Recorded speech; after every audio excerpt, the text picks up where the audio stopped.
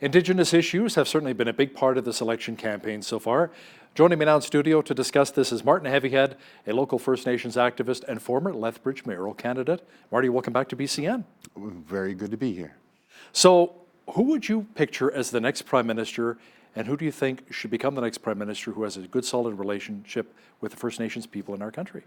That's yet to be seen on who's doing relationship building. Trudeau had made a lot of promises to Indigenous people, and he broke almost all of those promises. And what ended up being looked a lot more along the same lines as Stephen Harper. So in 2012 and that election, there came this huge surge in Indigenous voters across Canada, and that's one of the reasons why Trudeau was able to get to the power that he did, was that I think on reserve it went up to 65% of the voting population that was able to vote came out to vote, which is huge compared to previous years, though there's not a whole lot of data on voting behavior on reserve. At any rate, a lot of people that I've been talking to really do like Jagmeet Singh. At the same time, there's people who are just going to hold their nose and vote Liberal because what Andrew Scheer or Maxime Bernier represent is something can be potentially pretty frightening for Indigenous people. Including pipelines. Some tribes are saying we don't want pipelines, it harms the environment, it's going through our territory, it's not good, but then there are other tribes that are in full support of it. Mm-hmm. What are your thoughts?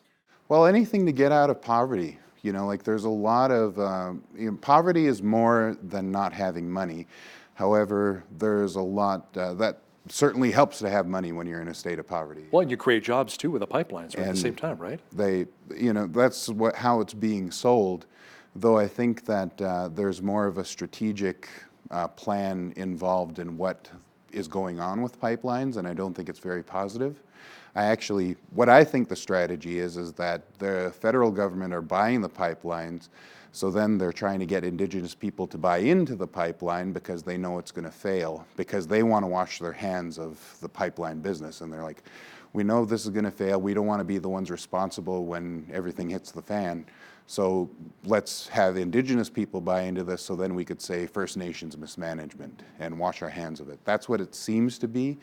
But at the same time, at face value, they are making this argument that it is going to be great for money, it's going to be great for business and whatnot, though that's only along the line of the pipeline. The people that they have encountered going from Alberta to BC are in support. However, Indigenous people are not a monolithic group. So there is a lot of anti-pipeline activism going on to this day, and when they try to build it, there will be protests.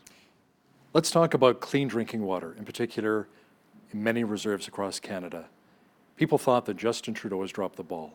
What are your thoughts on this? I think that he's been doing the best that he could with what he has. A lot of reserves are very isolated, and there's no infrastructure there to have water purification systems and lay pipes out there. Like even on Blood Tribe, we do have a water purification plant, and in the communities are linked up by pipes and plumbing. But off in the middle of nowhere where I grew up, we had to have a cistern, so we would have to haul water in every 2 weeks.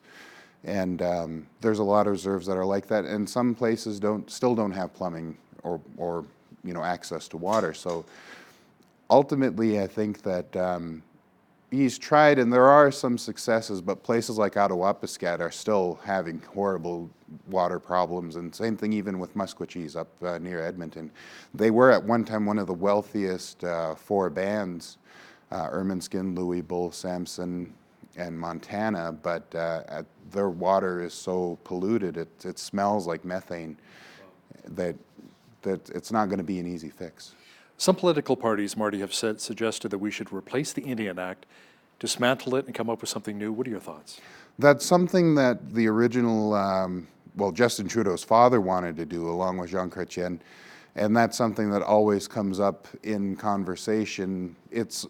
It almost seems like the federal government is always keeping that on the back burner, And a lot of people do like the Indian Act because it offers another layer of legal protection that otherwise you don't get.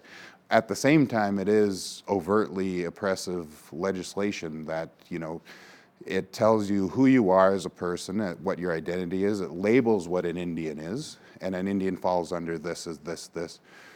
And it prevents you from having you have to operate under this monolithic definition.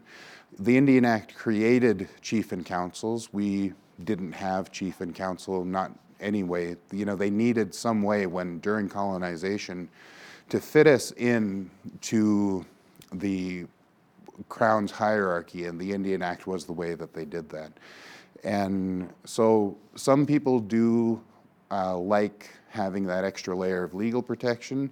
At the same time, if we went back to treaties, that would be way more expensive for the government and to actually honor those, because everything that is Canada is based upon those numbered treaties, 1 to 11. After that, you have your legislation, you have your House of Parliament, everything like that. So what about a term? Is it First Nations? Do we say Aboriginal? Do we say Indigenous? Some people I know still say Indian, which is considered, I guess, racist today, correct? Yeah, What are your well, thoughts? I mean, it's the proper nomenclature. People are kind of refining this over time as language changes, and this is a philosophical question, But Which do you prefer, Indigenous? well, I prefer Blackfoot, mainly just because that's the tribe that I affiliate with, part of the Blackfoot Confederacy. But it's also there's First Nations, Métis, Inuit is kind of the blanket term that's used to kind of cover the Indigenous peoples here. I also like Indigenous, but I also grew up using Indian, and I think a lot of people who are actual Indians from East India don't like that. No, that's right. So it's generational, and it's just a philosophical idea. But again, when you get to the definitions and legality and legalese over what an Indian is, then we fall under the Indian Act when we're using the word Indian. So, How is reconciliation coming along right now, especially here in southwestern Alberta? well, they skipped the truth part entirely. They skipped the truth part first, and they tried to go right into reconciliation. And when they did that, it's almost as if what they're trying to say on a federal level is, I used to show this GIF on my Twitter feed. It would be reconciliation. There's one kid pushing another kid's face into the mud, and that would be reconciliation, reconciliation. Like forced. They're forced. It almost seems like how the federal government is trying to do it is say, we want you to reconcile so we could get pipelines through, so we could get rid of the Indian Act, so you could finally assimilate. So how do we reconcile now? Well, do everything that you want. Okay, we'll pay this out. You'll win this land claim. You'll do all those things, anything you want. And now we reconcile, and now you give up what makes you a person, what makes you an Indian under the Indian Act. You finally assimilate. And however, locally on the municipal level, I think they're actually doing a really great job. Our mayor, council, the city administration, they're actually interested in building a relationship with Blood Tribe. And now we have Oki, right? The official And welcome. the official greeting of Lethbridge is now okay. It's, Blackfoot greeting. So they're doing a good job, I think, and their mind is in a more educated place towards building a relationship. This mayor and council is the first to have a council-to-council meeting ever between Blood Tribe and Lethbridge. This happened in the last 2 years. One of the big issues I speak with the mayor about as well, Marty, is the opioid crisis we have in our city, and it continues. What are the solutions? Is it intox, detox, counseling, and are we seeing something very similar on the Blood Tribe with the Blackfoot Confederacy? Blood Tribe has actually been, because of poverty, the opioid crisis hit us first. So in 2013, there was, I think, well over 100 deaths from overdoses. So Blood Tribe acted immediately and got naloxone, Suboxone, methadone programming, and we beat Lethbridge in having full medical detox. And they have 12 beds. I think it might be more now, but the problem is funding. So the province announced, I think it was 180 million, was it? Well, there are going to be 4,000 addiction treatment beds, outpatient services and medically assisted detox beds coming our way, right? There was a lot of money Yeah. that was promised there, but at the same time, Blood Tribe is not getting that funding necessarily because there's a is not getting that funding necessarily because we fall under federal jurisdiction and not provincial jurisdiction. So anything provincial we don't need to or do follow. It all is federal. And that can be problematic when you're getting, you need services badly and then the funding is in provincial jurisdiction and it's not in the federal hands, then that leaves reserves kind of at a loss. So how can we cut down on a lot of the crime that we see in our city, especially if there's Indigenous crime? Is it creating opportunities and jobs for more of the Indigenous population? I don't think it necessarily has to do with jobs because if you actually look in the newspaper, a lot of the people who are selling meth, who are getting caught with thousands of dollars in weapons and whatnot, and meth and fentanyl are non-Indigenous people. The Indigenous people are the users, and the big crime, the root criminals are, non-Indigenous people. So shut down those drug houses, right? Well, it could be Get that a scan unit here, get a federal prosecutor in town. some people argue to go to the Portugal model where you're actually giving people drugs. Decriminalizing. Where you're not just decriminalizing, but at something like the SCS where you're cutting out the criminals entirely and say, here's a safe supply of drugs. Because what addiction is response to the molecule. This is a molecule that we're biologically responding to, and conditioning plays into that. So it's a combination of conditioning and biology that is working on our brains. Cats respond to catnip. There are certain chemicals that we respond to, and one of this is opiates. Many years ago, I was a big brother through Big Brothers and Big Sisters to a First Nations young man who had fetal alcohol syndrome. His name was Michael. Actually, he was about 16, but he had the brain capacity, it seemed like, at the time of a 5 or 6 year old Yes. at that time. Is fetal alcohol syndrome, or FASD, still an issue on the reserve? It's an issue everywhere. It's been an issue since forever, as long as there's been alcohol. We've only known about it since the 1980s. I think it was Streisguth that did the first studies on what fetal alcohol spectrum disorder is.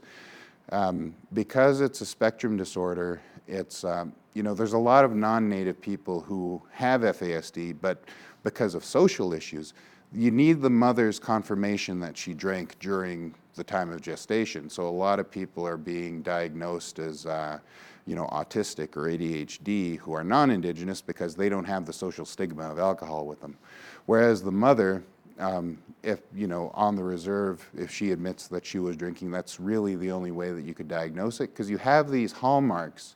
The corpus callosum isn't connected, or, the philtrum is smooth, the ears are lower, you have behavioral signs, but because it's a spectrum, you can't pinpoint it on to one or the other. There's plenty of people who are diagnosed with FASD who live happy, fulfilling lives, who go on to post-secondary education, they have jobs, families, what I guess have it depends you. upon the severity, right? It's complex. There's a lot. It's equal opportunity. It's an equal opportunity.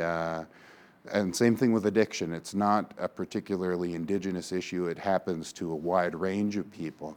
So, in as much as it's a problem on the reserve, I don't think so. But it is a problem throughout the world. So any instance of it, I think, is problematic. However, it needs to be. We need to have effective responses socially to deal with that, because there just are a lot of people with FASD, and we need to manage that. In your opinion, Marty, how can we get more affordable housing to our area? And what can the feds do? What can Ottawa do to really help in that regard? Well, millions of dollars comes in to the city every year, and that millions of dollars ends up trickling through the services systems. So whatever sort of housing authority or even Arches, all of these different services that are there to help the homeless end up getting a whole lot of money, yet the homeless stay homeless. For the last 30 years, we've still had the same chronic homelessness of pretty well the same people. And so millions of dollars have been coming in, and all that's been happening is it's going to pay white people's salaries. And I don't mean to be offensive, but that's just the the way that things are going. So to get more affordable housing, we need to have, it's systemic, you know, like there has to be places where we look at, I think we actually need to look at rent caps, you know, for X amount of square footage, you could only charge this much. That's sort of anti-capitalist, but at the same time, it would really help to have that there. As far as affordable housing goes, there are units that are going to be built, and people are working on that. They're arguing for it all the time. There's a political will there, and it's going to happen whether or not anybody wants it, because there just is a need. Martin Heavyhead, First Nations activist and former mayoral candidate, thanks a lot for joining me today in studio. Thank you.